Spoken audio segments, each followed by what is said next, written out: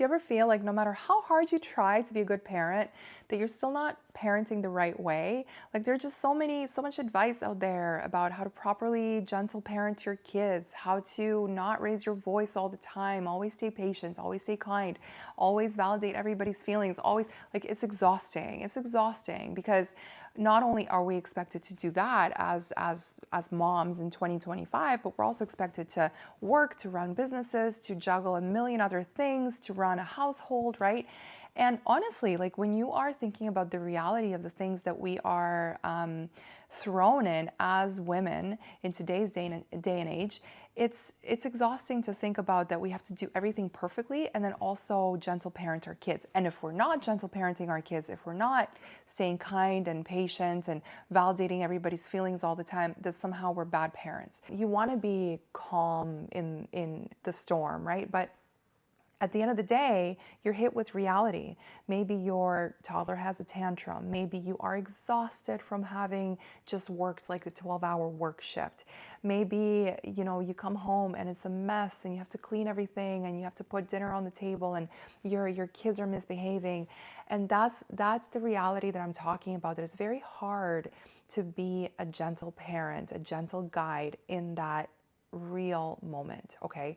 And I think that as parents, I think it's really easy for us to look at certain influencers or certain parenting blogs and be like, you know what? Why can't I just be that way? Why can't I be calm?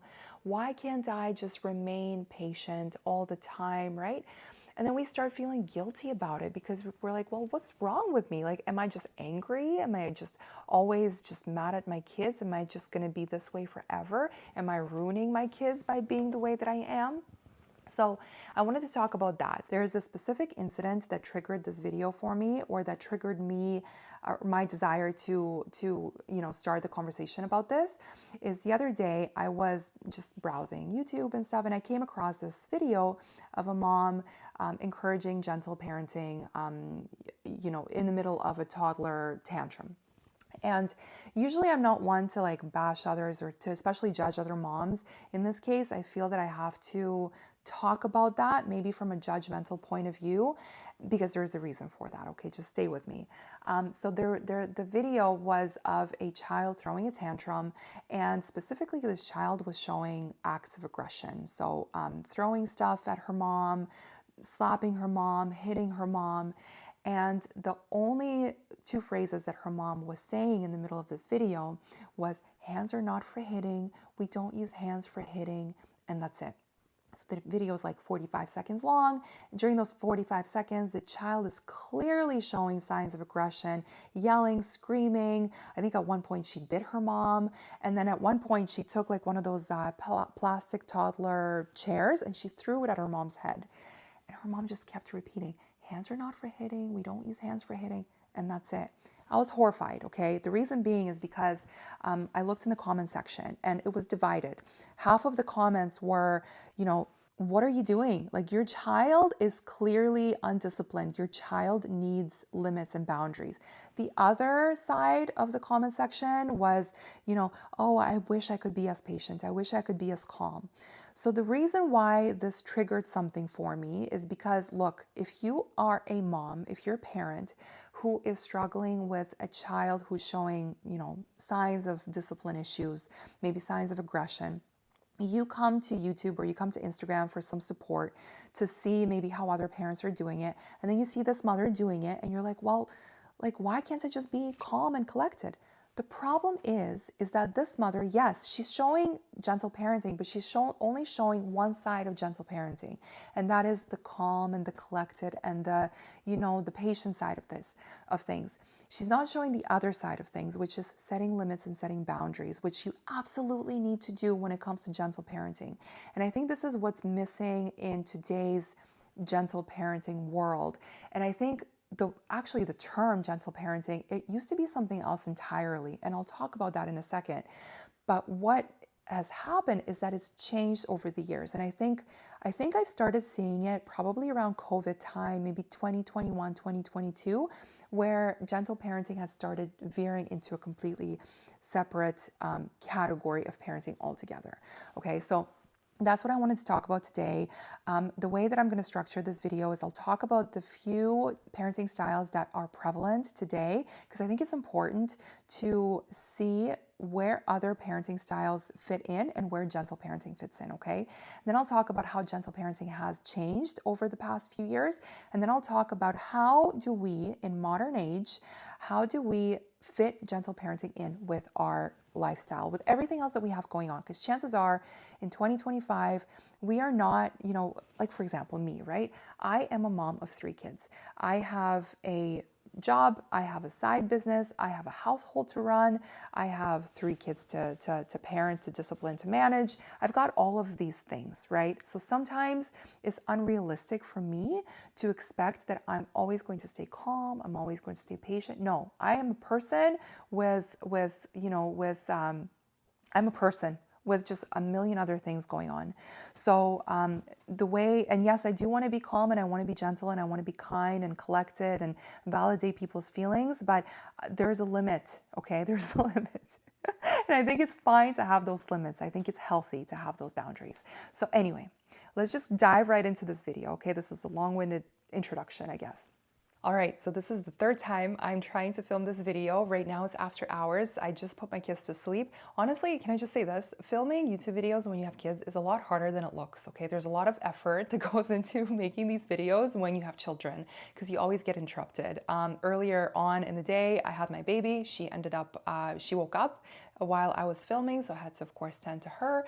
And then I looked at the time and it was time to pick up my 2 older kids from school. So, life, right? So anyway, so I'm gonna try my best to film the remaining portion of this video right now before I get interrupted by my kids who are supposed to be in bed, but I can hear them being rowdy. So to kind of to do the smooth transition, as smooth as I can, we were talking about gentle parenting and the different parenting styles, and to see where gentle parenting fits in. So for that, we need to look at 4 parenting styles that are prevalent today. Okay, so we're going to cover authoritarian parenting, we're going to cover permissive, authoritative, which I know sounds confusing because it sounds a lot like authoritarian, but it's actually 2 very different things.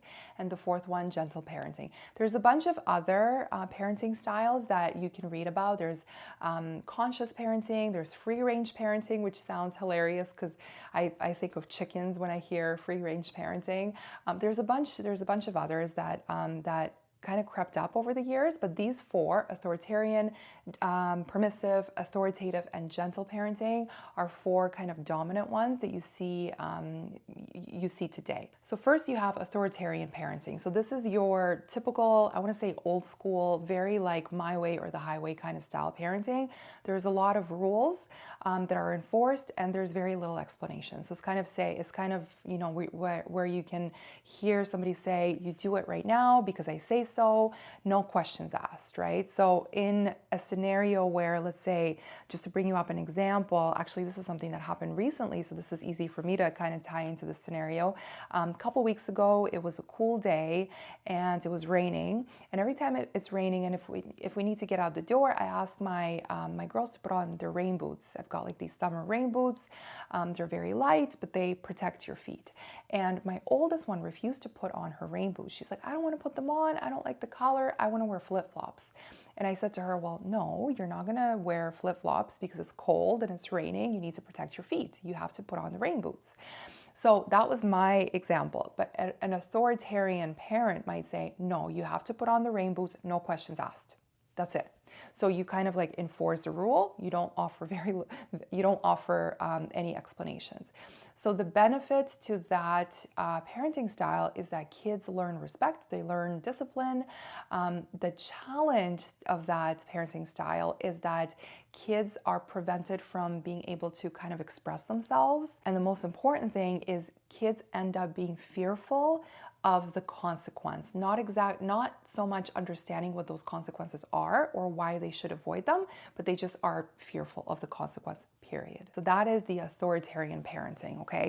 So the next one on the other side of the spectrum, you have permissive parenting. So permissive parenting is exactly the opposite of the authoritarian parenting. So this is it's a type of parent that maybe they are afraid of confrontations, they want to be seen as a child's friend rather than parent. They want to be able to kind of have that close bond. And so in more often than not, they let their child kind of do what they want, to an extent, of course, like within limits, but most of the time they let them do what they want. So in the scenario of this like shoe example, let's say if I was a permissive parent and my daughter refused to put on her rain boots, I would say, something along the lines of, okay, well, that's okay, you can wear flip-flops today.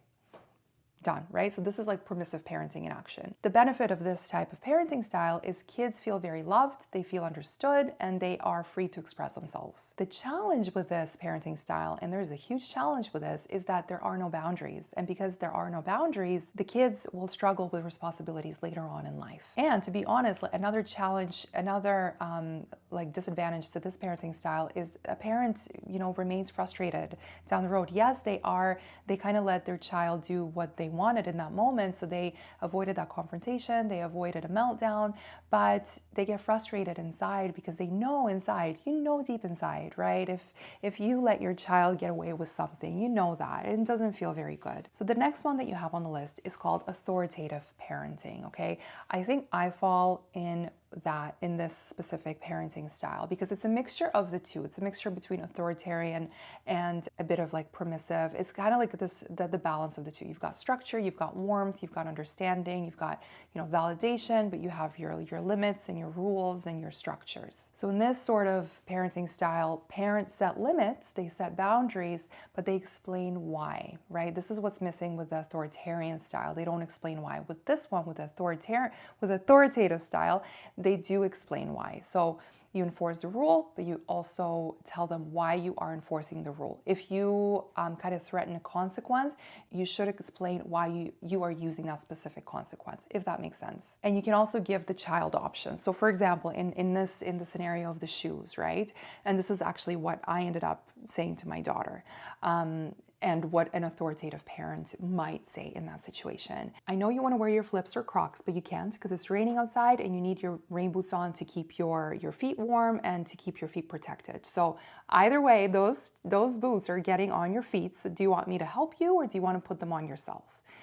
And so this is kind of, along the lines of what I say to her. So I am giving her options, but I'm also letting her know that no, she's not going to do what she wants. She's going to do what I say, but I'm explaining why, and I'm also giving her options. So regardless of what her response is, those shoes are getting on her feet.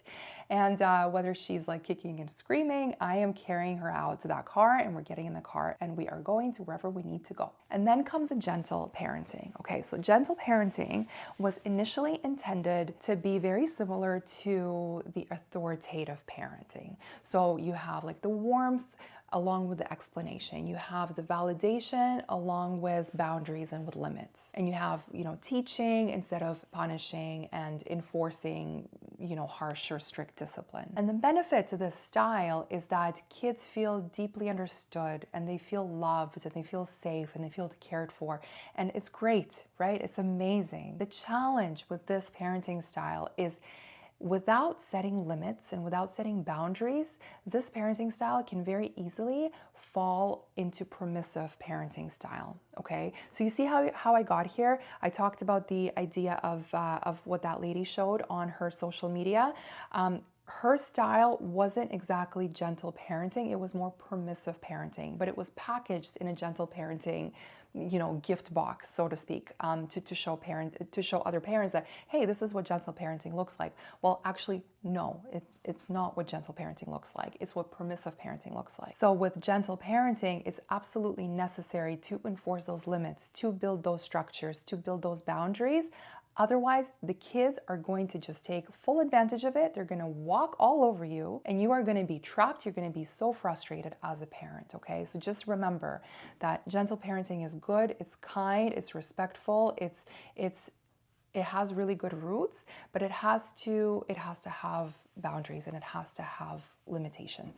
All right, I got interrupted yet again because my daughter came in and gave me her Yodo box and said she didn't want to listen to that fairy tale anymore. So anyway, I'm going to try to get through this. So when gentle parenting first came into the picture, okay, it was wonderful. It's an amazing idea. It's a really great parenting style in theory. Okay, it's all about calm guidance. When you are the calm in your child's storm, you are a good teacher. You are very rooted in patience, in teaching, right? But the thing is, social media over the years, and again, I think this has to do this. I've seen this more and more since COVID time. So I want to say like since 2021, 2022. Social media has really warped it into something completely different because it's now become this like picture perfect, unrealistic, method of this avatar who's just perfect.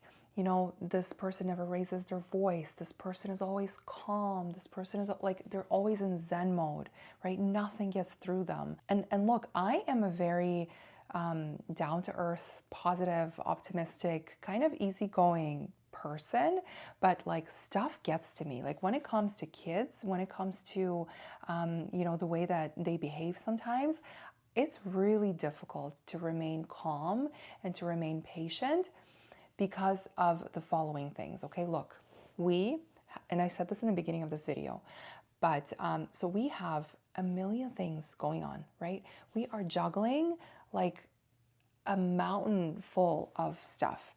Our jobs, our household, our mortgage, we've got car payments. We're juggling so many different things. And I, for one, I get very frustrated sometimes because sometimes I don't have time to explain things in a calm and patient way. Sometimes I just need things to be done very, very quickly. And there are times for long explanations, okay? But sometimes you just need things to be done quickly. And sometimes you just need to catch their attention.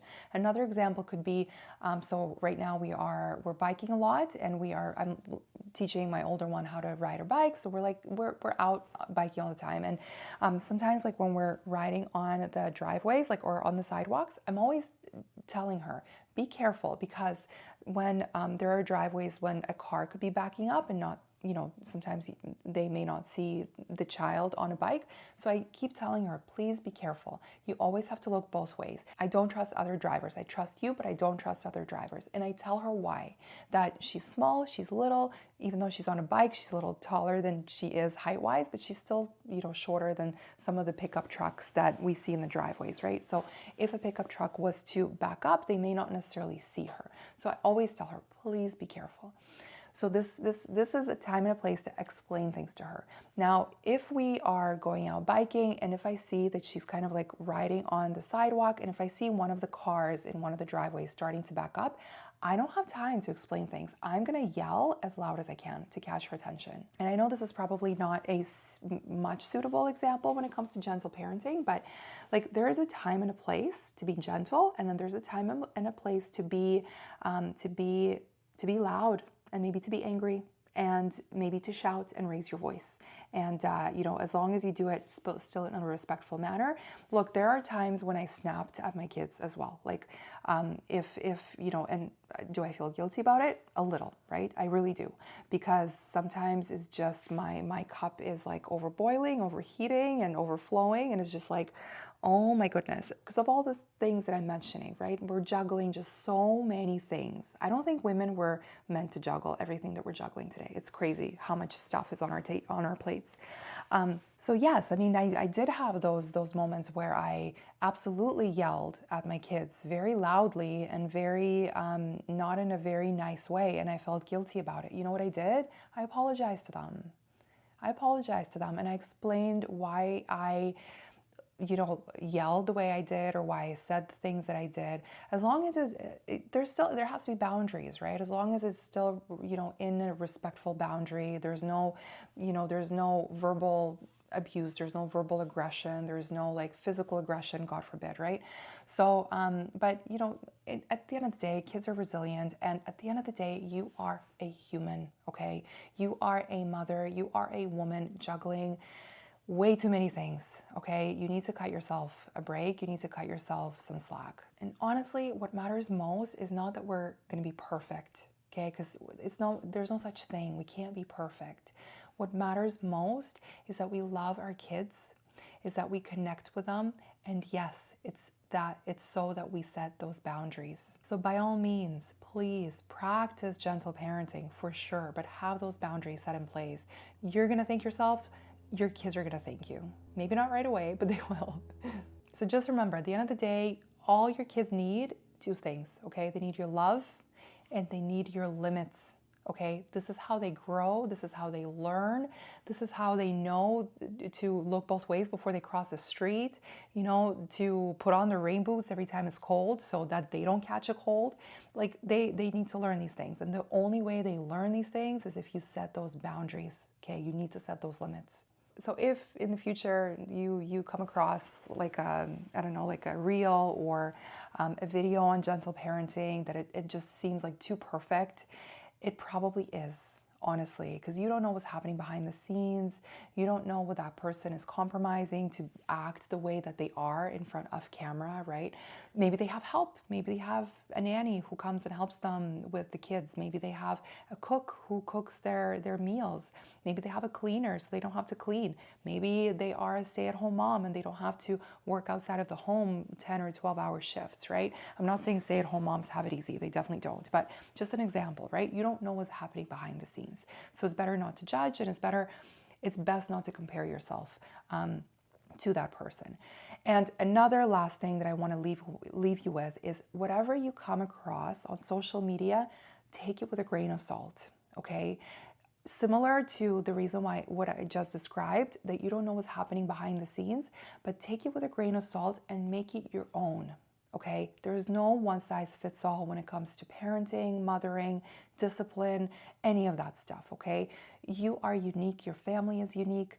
You are what knows your family best. Nobody else does. Okay, so by all means, take and borrow and choose what you borrow from other places, but make it your own. Okay, and do it without any shame. Do it without any guilt. Anyway. Thank you so much for spending this time with me today. I don't know if I introduced myself. My name is Eva. I am a mom of 3, and on this channel I talk about wellness and well-being, especially in motherhood. So if this sounds like something that you're interested in, I invite you to subscribe and join my community. Thanks again for spending this time with me if you've gotten this far. And I will link another video up here that talks about mom guilt, which kind of relates to this topic a little bit. So if you're interested, go ahead and check that out next. Anyway, I wish you the most beautiful day, and I'll see you in the next one. Bye.